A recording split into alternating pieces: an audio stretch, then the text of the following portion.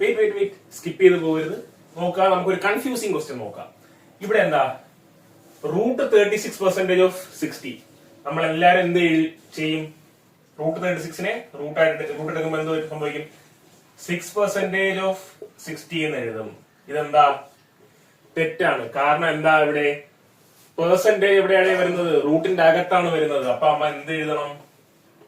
√36% എന്ന് പറയുമ്പോൾ 36/100ന്റെ റൂട്ട് എടുക്കുക.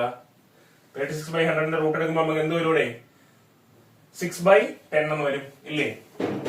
അപ്പോ 6/10 ഇൻറ്റു 60 പ്ലസ് ഇവിടെ എന്താ? √25 മാത്രമേ റൂട്ടിന്റെ അകത്തുള്ളൂ, പെർസെന്റേജ് വെളിയിലല്ലേ? അപ്പൊ നമ്മൾ ജസ്റ്റ് എന്ത് ചെയ്താൽ മതി? 5% ഓഫ് 50 എടുത്താൽ പോരെ? ഓക്കെ, എന്ത് ചെയ്യാ? വെട്ടുക. എത്ര വരും? 36 വരും. 36 പ്ലസ് 5% ഓഫ് 50 എത്രയാണ്? 10% എന്ന് പറഞ്ഞാൽ 50ന്റെ 10% 5 ആണ്. അപ്പൊ 5% എത്രയായിരിക്കും? 2.5 ആയിരിക്കത്തില്ലേ? ആൻസർ എത്ര കിട്ടും? 38.5 എന്ന് കിട്ടും. മനസ്സിലായല്ലോ?